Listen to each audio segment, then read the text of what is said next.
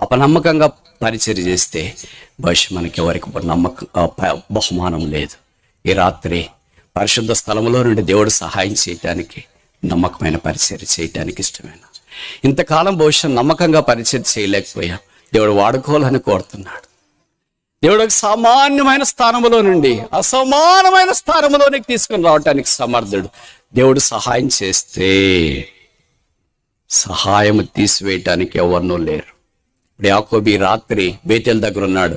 He was helpless, he was hopeless, he was penniless, he was parentless, he was కంపెనీలెస్.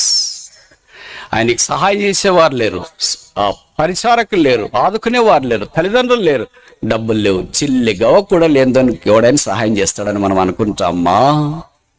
మన ఆలోచనలన్నిటికీ భిన్నంగా దేవుడు సహాయకుడికి వచ్చినాడు. అందుకే ఇక్కడ రాసిన 20వ కీర్తన మీరు చదివారు లేదా? మొదటి వచనంలో యాకోబు దేవుని నామము నిన్ను ఉద్ధరించునుగాక. The name of the God of Jacob shall defend థీ.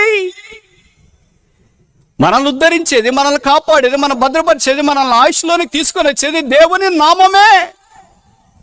ఆ కాళం చేత విశ్వాసవీడైన భక్సింగ్ గారు లాంటి వాళ్ళు అనేకమైన అద్భుతాలు జరిగించినారు. కాన్వకేషన్ 1985 చివరి అనుకుంటా హెబ్రోన్ హైదరాబాద్లో దాదాపు 20,000 మంది హాజరయ్యారని బైబిల్ పండితులు అంచనా, లేదా విశ్వాసులు పెద్దవాళ్ళకి అంచనా. కాన్వకేషన్కి నేను 2 సార్లు వెళ్ళా, 1984, 85 లాస్ట్. అప్పుడే రక్షించబడ్డాను. ప్రభు అంటే విశేషమైన ఆసక్తి ఉంది, కానీ ప్రయాణానికి డబ్బులు లేవు. అయినా దేవుని మీద భారం వేశాను. అప్పుడు మా ఊరు నుండి హైదరాబాద్కి 20 రూపాయల ticket, RTC bus, Palle Velugu లాంటిది. 40 రూపాయలు ఉంటే వెళ్ళి రావచ్చు, 50 రూపాయలు కావాలో ప్రభు అని ప్రార్థన చేసిన. అంతలో ఎవరో మా దూర బంధువు వచ్చేసి నాతో మాట్లాడి నాకేం చెప్పాడంటే, నీకు 50 రూపాయలు ఇవ్వాలని అనిపిస్తుంది, అందుకే ఇచ్చేసి వెళ్తున్నాను అన్నాడు. దేవుడు ఇలా కూడా సహాయం చేస్తాడా? ఇలా కూడా అక్కర తీరుస్తాడా? నేను అసలు కాన్వకేషన్కి వెళ్ళటానికి ఛార్జీకే డబ్బులు లేవు అనుకుంటే 50 రూపాయలు దొరకడం ఎంత కష్టం మీకు తెలుసు కదా. ఇప్పుడన్నా అయితే కూలి ఉంది, ఆ దినాల్లో కూలి కూడా చాలా తక్కువ కనుక ఎన్నో రోజులు ప్రయాసపడితేనే కానీ దొరకదేమో.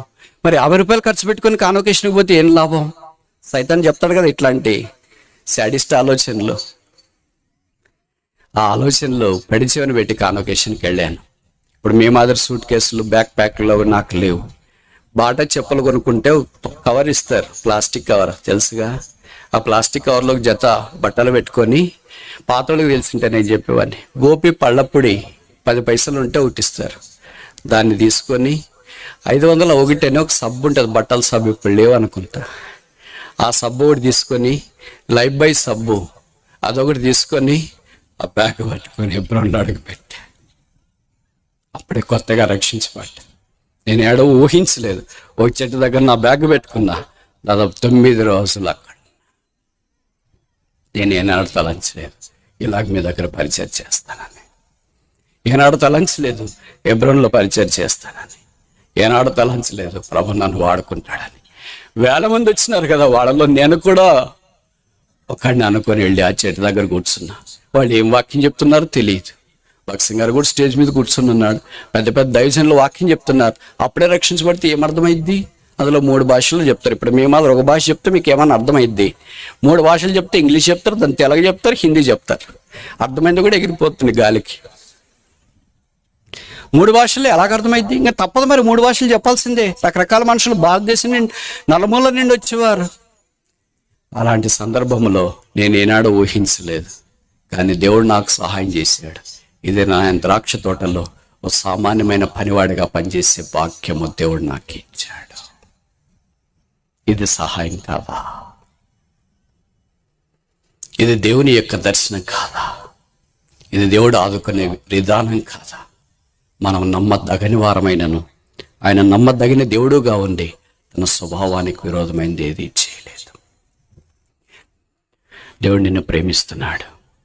ఆయనకంటే నిన్ను అత్యధికంగా ప్రేమించేవారు ఎవరు లేరు. ఆయన నీ కొరకు ప్రాణం పెట్టాడు. చనిపోయి సమాధి చేయబడి తిరిగి లేపబడి పరలోకములో ఆశ్రుడై నిన్ను ఆహ్వానిస్తున్నాడు. కొట్టిమిట్టాడుతున్నావా? జీవితంలో ఓడిపోయావా? కన్నీరు రానంతగా నీ కళ్ళు కరడగట్టిపోయాయా? హృదయం బద్దలుగానంతగా నీ హృదయం చెకుముకు రాతి వలె అయిందా? జీవితంలో ఎక్కడికి వెళ్ళావో, ఎక్కడికి వెళుతున్నావో, ఎక్కడికి వెళ్ళబోతున్నావో తెలియకున్నావా? ఈ రాత్రి యేసు నిన్ను ప్రేమిస్తున్నాడు. యేసు నీ జీవితాన్ని మార్చాలని కోరుతున్నాడు. యేసు నీ చేయి పట్టుకోవాలని కోరుతున్నాడు. యేసు నిన్ను క్షమించి పరిశుద్ధపరిచి పరలోక రాజ్యంలో ప్రవేశపెట్టాలని కోరుతున్నాడు. తన స్థలంలో నీవు ఉండాలని కోరుతున్నాడు. నీకు ఇష్టమేనా? అలాగైతే చిన్న ప్రార్థన. యేసు ప్రభువా, నేను పాపిని, నీ రక్తం చేత నా పాపాల కడిగి పరిశుద్ధపరచు, నా హృదయంలోనికి రా.